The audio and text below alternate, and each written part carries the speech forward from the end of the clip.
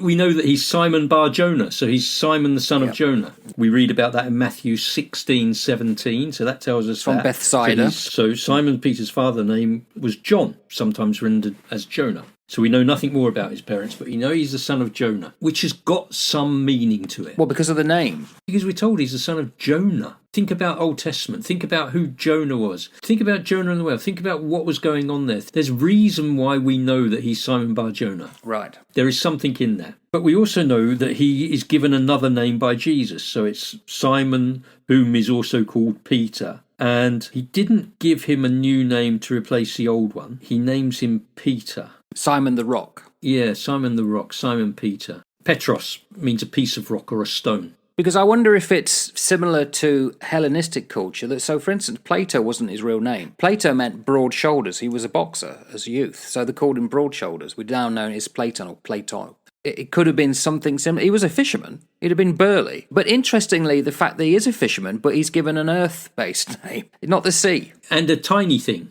So it's a piece of rock. It's not you're a boulder, you're a pebble. You might think you're big and brash. You're a burly fisherman, but you know what? When I see you, I see a pebble. I see a piece of rock. So you think Jesus keeping him in touch? I think Jesus is actually looking at rebranding him, if you like. He was also obviously very good speaker because he's well known for preaching. He was well known for preaching, but he was only well known for preaching after the Holy Spirit fell at Pentecost.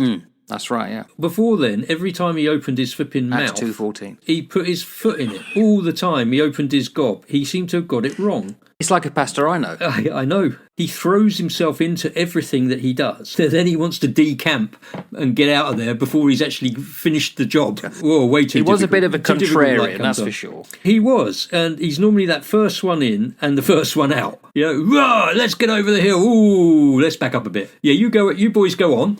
I'm just going to jump back in the boat. When Jesus met him, he fit James's description of that double-minded man, I think, unstable in all his ways. I think maybe that's one of the reasons why he was renamed, given this new identity, because he needed to actually pivot on something so that he could be a bit different.